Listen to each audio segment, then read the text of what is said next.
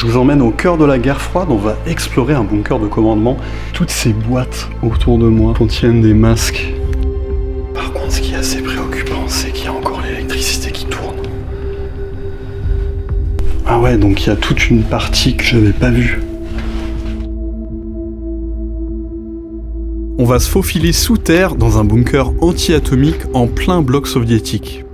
Pour y accéder, je me glisse discrètement dans une issue de secours avant de descendre seulement de quelques mètres par une échelle.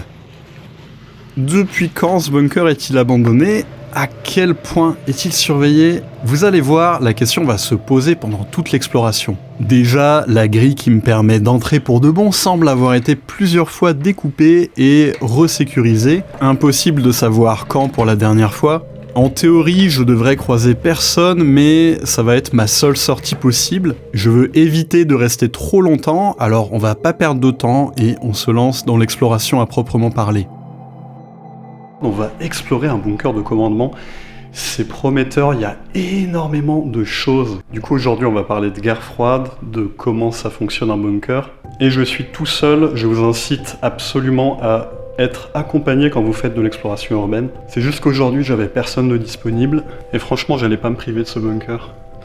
Du coup, je vous propose de suivre l'exploration de mon point de vue. Évidemment, je ne sais pas forcément identifier tout ce qu'on va trouver dans ce bunker, il va falloir donner des infos en plus. Sur ma chaîne, le but, c'est aussi de sortir un peu plus cultivé après avoir visionné une vidéo. C'est pour ça que j'aime bien aller vérifier les informations et puis compléter quand c'est nécessaire. Il y a énormément de masques comme ça.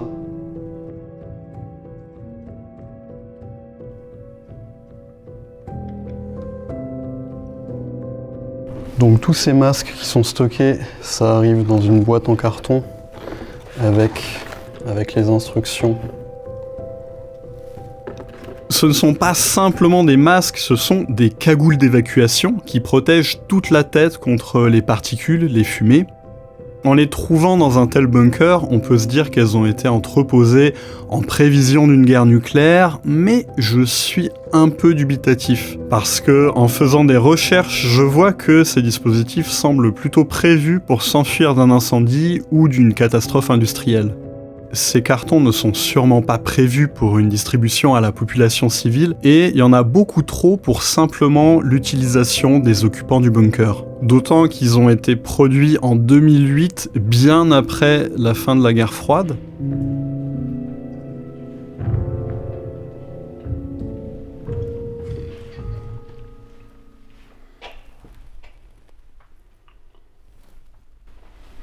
On va voir jusqu'où va ce couloir.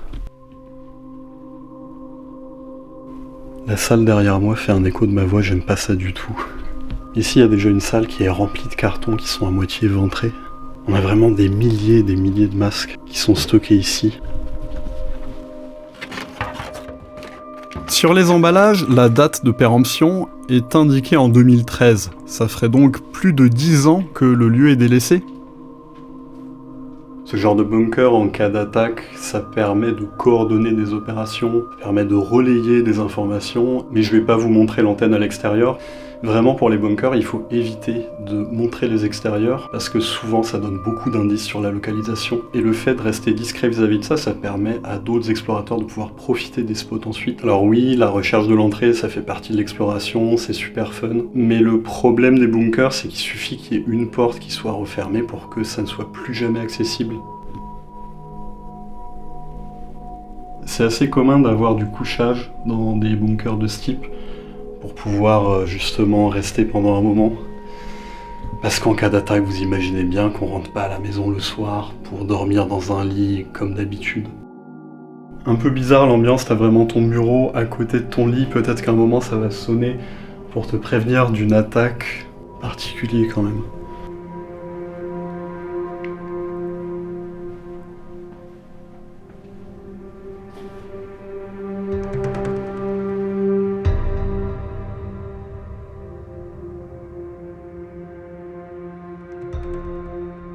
Je vais essayer quand même de me faufiler à travers ces cartons. J'ai l'impression qu'il y a une autre salle tout au bout là-bas. Punaise, mais ça continue en fait. Ah ouais, donc il y a toute une partie que j'avais pas vue. Ah mais du coup, il y a quelque chose d'intéressant là-dedans. Faut réussir à se faufiler. Visiblement, on a affaire à une machine de cryptage de messages. J'adore, c'est vraiment de la technologie old school. Je sais pas exactement comment ça peut fonctionner. Ça peut être comme les fameuses machines Enigma de la Seconde Guerre mondiale. Et non, j'ai tort, il s'agit d'un télétype. C'est une machine pour envoyer et recevoir des téléx.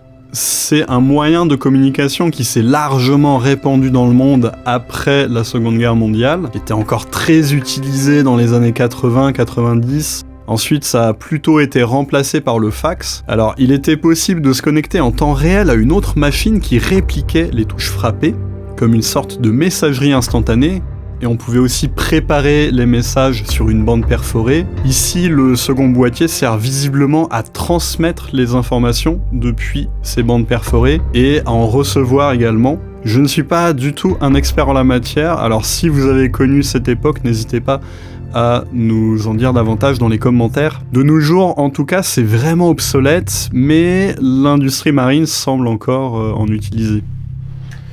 Ok, là... c'est un stockage de filtres. Dans la plupart des bunkers, vous allez trouver ce genre de filtres qui servent à purifier l'air qui va rentrer. Mais après, l'air n'est pas filtré en permanence. Il faut vraiment qu'il y ait une bonne raison, qu'il y ait quelque chose dans l'air à l'extérieur qu'on veuille vraiment éviter. D'ailleurs, on va forcément trouver un endroit où il y en a qui sont installés. Mais j'ai l'impression vraiment que tout ce stockage ne devait pas être là à l'origine quand le bunker était en usage. On va essayer de trouver depuis combien de temps il n'est plus utilisé.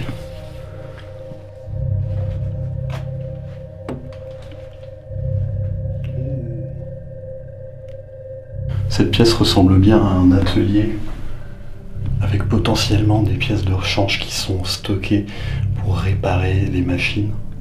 Ça, c'est à une époque où on pouvait réparer l'électronique.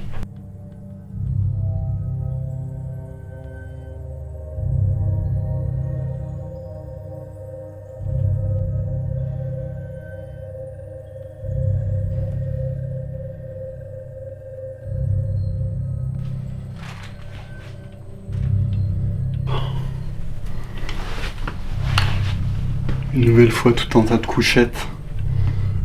Je pense que c'est pas nécessaire de vous les remontrer en détail. Quoique, pourquoi pas, ça nous permettra de compter qu'il y a de la place pour 10 ou 12 personnes en tout. Donc entre 6 et 8 dans cette chambre, et encore 4 du côté des premières pièces qu'on avait explorées.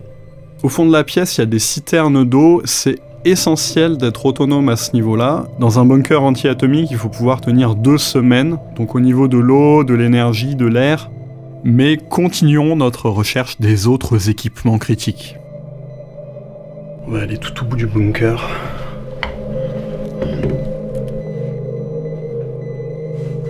Je cherche toujours la salle des filtres et en progressant dans le couloir, je trouve une sorte de registre de maintenance. Imaginez qu'il y ait une date de 2024. Les dernières pages semblent arrachées et il n'y a rien après avril 2006. La salle du générateur, qui est sûrement encore en état de fonctionner.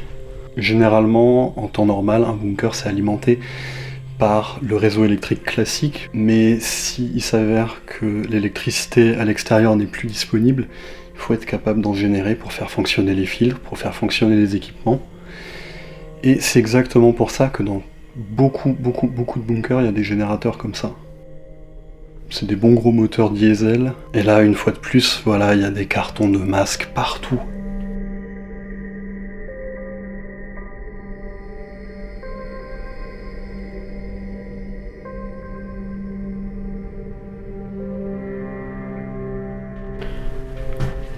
Ah, ça y est, la salle des filtres. Il y a tous ces filtres qui sont en position, prêts à être utilisés. À chaque fois, au-dessus, on a une valve comme ça. Cette valve, elle va permettre de bloquer ou d'ouvrir le passage de l'air. Donc si on réfléchit correctement, l'air doit arriver par ici. Ça me semble connecté à l'extérieur. Après, ça descend derrière pour arriver là. Et ensuite ça passe dans les filtres. Tout l'air qui passe dans le tuyau là peut potentiellement ne pas être propre à la respiration. Donc ensuite il passe dans les filtres et il ressort par ces tuyaux pour aller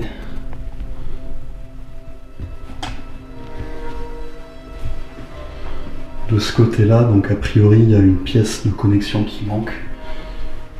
Mais ici c'est tout le système de ventilation du bunker qui va ensuite donner de l'air pur. Quand le filtrage est activé, la pression de l'air dans le bunker est supérieure à celle de l'extérieur. On appelle ça la surpression. Ça empêche que des gaz toxiques puissent pénétrer par une fissure ou une porte mal isolée. Pendant la guerre froide, la menace nucléaire est omniprésente, et il en découle la construction d'un grand nombre de bunkers, ici pour l'usage militaire, mais dans d'autres cas pour la protection des populations. Avec la chute de l'Union soviétique, beaucoup de ces infrastructures ont été abandonnées dans l'est de l'Europe. Parfois, il s'agit d'immenses bases militaires, comme on a déjà exploré sur la chaîne, et ici, il s'agissait de pouvoir coordonner des informations et de pouvoir transmettre des ordres. La population civile n'avait donc pas connaissance de l'existence de ce bunker. Là, je m'approche de l'entrée officielle.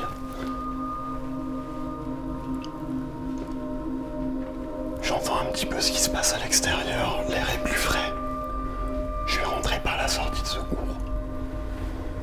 Mais ici, on a une porte qui nous mène directement à l'extérieur.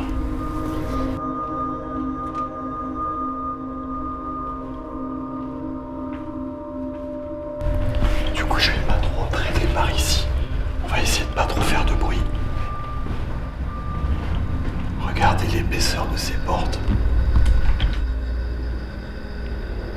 Par contre, ce qui est assez préoccupant, c'est qu'il y a encore l'électricité qui tourne. Là, il y a tout un tas de compteurs qui font du bruit. Potentiellement, si j'enclenche un interrupteur, je peux allumer la lumière. L'électricité est encore connectée. Sur ce compteur, il y a clairement les numéros qui sont affichés.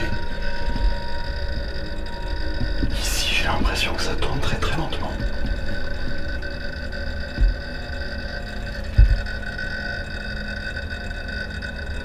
Mais clairement, celui-là a l'air de tourner un petit peu aussi.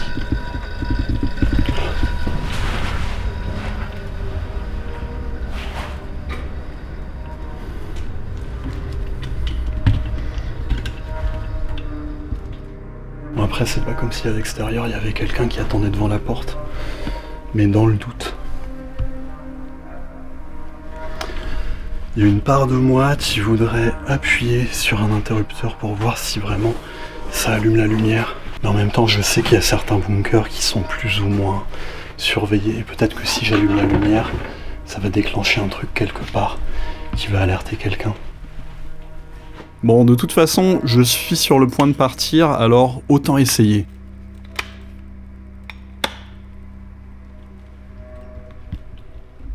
Clairement, il n'y a rien qui se passe. C'est particulier hein, d'explorer un bunker comme ça tout seul. Une nouvelle fois, je vous le répète, n'explorez pas seul. Je sais que là, je montre pas le bon exemple, mais il y a un truc qui est rentré en ligne de compte, c'est que le bunker n'est pas très profond. Et tout de suite, j'ai remarqué que je capte encore le téléphone, je capte encore Internet, ce qui fait que je peux donner des nouvelles régulièrement à quelqu'un. Il reste encore le mystère des masques. Je pense que ce bunker a été démis de sa fonction première quelque part entre 2008 et 2013. Il est alors devenu un espace de stockage et pour une raison inconnue, les masques ont été oubliés. Qui en est propriétaire? Quelqu'un passe-t-il parfois pour l'inspection? Visiblement, plus depuis longtemps. Et c'est un gâchis énorme parce que tout ce stock a dû coûter énormément d'argent et il est désormais inutilisable car périmé. D'habitude, mes formats sont plus travaillés. Aujourd'hui, c'était vraiment en mode découverte, on explore l'endroit ensemble, on se questionne un petit peu sur à quoi les choses servent. Le but, c'est vraiment de ressortir cultivé de ces explorations. Il y a plein d'autres vidéos sur la chaîne qui vont forcément vous plaire si vous êtes encore là, je vous en propose par ici. et je vous retrouve dans les commentaires. Sur ces bonnes paroles, je vous dis à très bientôt pour plus d'aventures.